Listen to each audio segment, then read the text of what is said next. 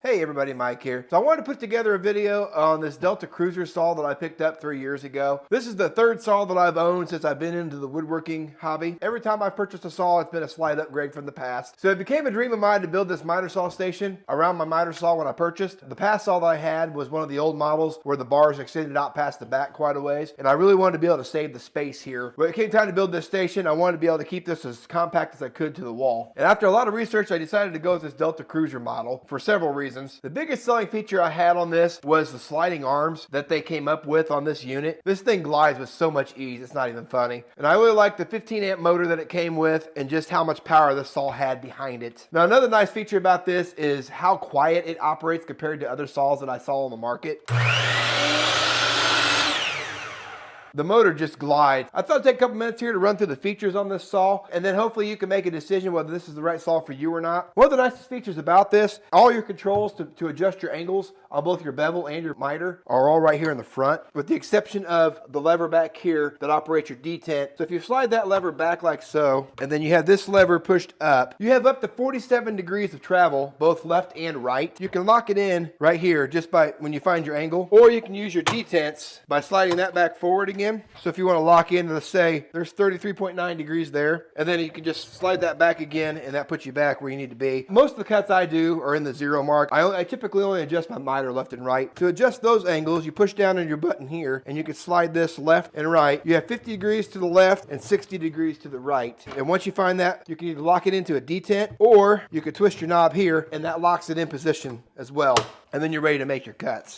Now when it comes to your cross cut, this is actually capable of up to 18 inches. You can remove this fence back here to get a little bit of extra cut. Otherwise, with using your fence installed, you can get roughly 13 inches of cut in the configuration I have it set up for. The saw weighs in at roughly 57 pounds, so it's far lighter than some of the cast iron based models I've had in the past. It's not the lightest saw on the market by any means. For me, that doesn't matter because mine never leaves my miter saw station. But if you're using this as a job site saw, keep that in mind. There are probably lighter models out there available to you, but most of this is made out of aluminum from what I can tell. I've never had to make an adjustment to this saw ever since I took it out of the box. I did check it for square right when I got it. Everything was dialed in right. I think I've changed blades twice in 3 years. I don't use this all the time, so blades do last me quite a while. And speaking of blade changes, that's pretty easy to do. I've got my last blade change on video, so I'll throw that up on the screen now while I'm talking. But I can do that in roughly 5 minutes or less by operating from this side of the saw. And then on the back side here is your arbor key that you'll need to be able to take your saw blade off the arbor. You can lock your arbor depressing the button here on the right side of the saw. And then when you're done with your key, you just stick it back in the nice convenient carrying spot that comes on the saw base behind it. These fences are removable by sliding these two knobs, and then you can adjust your fence as well. If you decide you want to keep your saw blade down, you can lock it in place by simply pushing that button here as well. And then you can lock your slide arms by sliding this lever over to lock it in place. Now if you were to transport or carry this around, you don't have to worry about any of that sliding around on you. It has those features built into it as well. Now this saw's also got a stop feature built into it. By sliding this lever down, you can control how far down the saw comes on your workpiece. And then if you want to raise or lower that, you just simply thread this set screw here in or out and then lock it down with your wing nut like that. And then if you need that out of the way, you just lift that back up again. My saw blade was replaced roughly a month ago, so it's still a fairly new blade. My single most favorite feature of this saw is the shadow line technology that they've got on this. By flipping this switch here, it turns on the work light. Not only does it light up your workpiece, but it creates a shadow line off the blade. So instead of having a laser that needs adjustment from time to time, this shadow line never needs readjustment according to Delta. And I've found that it's fairly accurate when I make my cuts across a line here.